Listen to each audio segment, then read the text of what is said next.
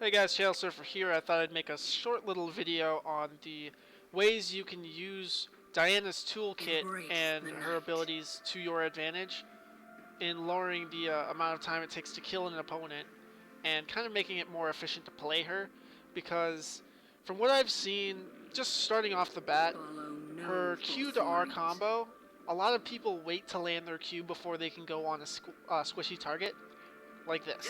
Basically, they hit the target, then they go in.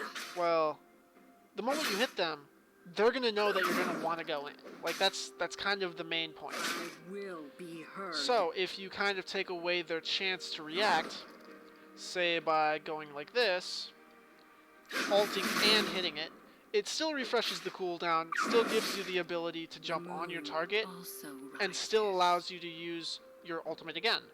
Um, and that's the biggest thing. If Diana doesn't have her ultimate, she doesn't have to have a way to get in and out. Basically, if this is an enemy champion, the Scuttle, or the Chosen Rift of Scuttler the or whatever, meek. and you jump on them, you want to be able to keep going and say they're chasing you through here, they're about to catch you and get to you, you want to be able to have another dash to your opponent. Or a minion or They something could to escape. not break Diana is a me. very heavy engaged champion that doesn't have much of an escape route once she commits to a fight. But the playstyle that you have to play with Diana is aggressive. You can't play passively, otherwise you won't really win games with I her. speak only She's a very truth. snowbally champion that you don't see in the lower... Well, you see her a lot more in the lower elos than you do in the upper elos, like Diamond or Plat. I Just because cannot of the turn fact that back. if she gets shut down, she has a very hard time getting back into the game. I only know a few people that actually do play her competitively. Um, Spazzy being one of them, and he's Dusk quite good. approaches. He knows all of her combos and tricks, and knows how to go from there. One problem with Diana, though, is if she misses her Q and you go in with that tactic, it can be My fatal. eyes You are want to open. rush a Zhonya's right away just to get your cooldowns back roughly to where they need to be to have a shot to escape. As you can see earlier when I tried to jump to the Rift Scuttler or whatever, They would not I listen. missed. Well, not in that situation, but I missed and my cooldowns weren't reset on my R. And that's really, really, really, really bad for you, because what you want to do is Embrace the you want to night. Q R Zhonya's, wait a couple seconds, and if you have your build set up and stuff, if you're deep in the mid game, Follow no you should be able to Q again to another target, jump back on, and then, of course, ultimate one more time to kill just about any squishy target you'll ever see. Um, Personally, Diana is a moderately weak jungler because The of the fact that moon her early game is also so rises. uninspiring. Unless the lane is really, really, really, really pushed, she's not really going to have much of an effect on the enemy team. They She leave is a me farming no champion that choice. has great sustain in the jungler, similar to Warwick in that sense, but can't really do much pre-6 unless you have a very heavy CC comp, and even then, it's questionable. They could not Um, break me. she isn't much of a counter jungler, I would say. She doesn't have the tool set to be a counter jungler, but she definitely has a strong offense and a power spike when she hits level 6 to 7. Um, if you decide to go the cockier route and rushing, of course, Runic Echoes, perfect item on her, it's really buffed her in that sense.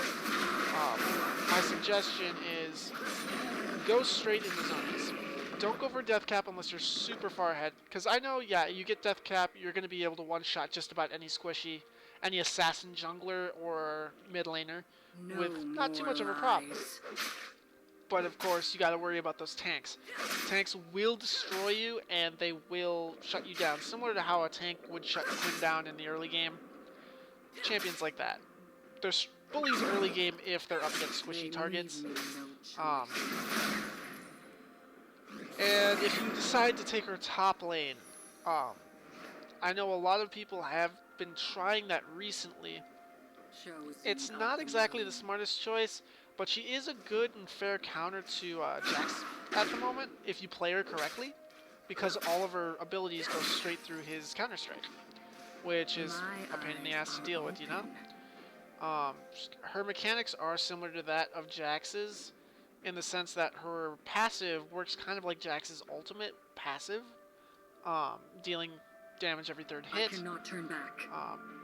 She has the leaps, the jumps, the CC, and kind of the defensive properties that are similar to Jax in a sense.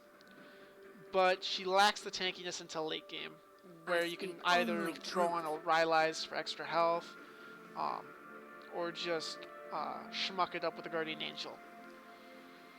To be honest, I'd give Diana probably 6 out of 10 for effectiveness throughout the whole game, because if she doesn't get fed, she is practically, I wouldn't say useless, but not effective. She has okay wave clear, but she's really susceptible to ganks, because unless she has something to dash to, all she can do is flash, ghost, or walk away. Not much of a effective way of escape, basically. Diana does have 2 major strengths that she can play towards, and that is her heavy burst. She can 100 to 0 most targets with just a couple items, as long as she hasn't died to them and as long as they aren't super fed. And the second is, if you go into the jungle, you will be maxing your shield first. You won't be maxing your Q. A lot of people max their Q first, which is a very big mistake. Just because her Q doesn't give her the sustain she needs in the jungle. Her W does. You need that shield to basically mitigate as much damage as possible until you have enough burst to just one-shot the camps. Just level 2, it gives her a nice little, over 110 health shield. It's about 130 health shield. Not too bad. Gets to stop a couple of the attacks of the neutral monsters, or the neutral monster buffs or whatever. Super effective in clears, since it also deals damage and scales pretty well with your AP.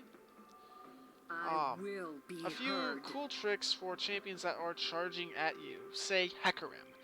If you time it right, her E can actually stop Hecarim's dash onto you in its tracks, because it's considered I wouldn't say a knock-up, I would consider it a displacement, almost like a knock-up, because I don't believe Yasuo can ult off of her E. I haven't seen it done. The moon. But it is a good displacement that slows him down and knocks him out of, like, something like that. If you time it right, you can stop a Lee Sin dash. You can stop a Rengar jump. And stuff like that, I guess. Right now, she is my main jungler of choice just because I enjoy curb stomping the lower elos with her. Most people don't play up against Diana often and don't really know how to counter her. One of her biggest counters is Banshee's Veil, because if she tries to jump in on you with that, she automatically has her ultimate on cooldown, because it will stop the Q. And then she's stuck in the middle of the enemy team and she dies.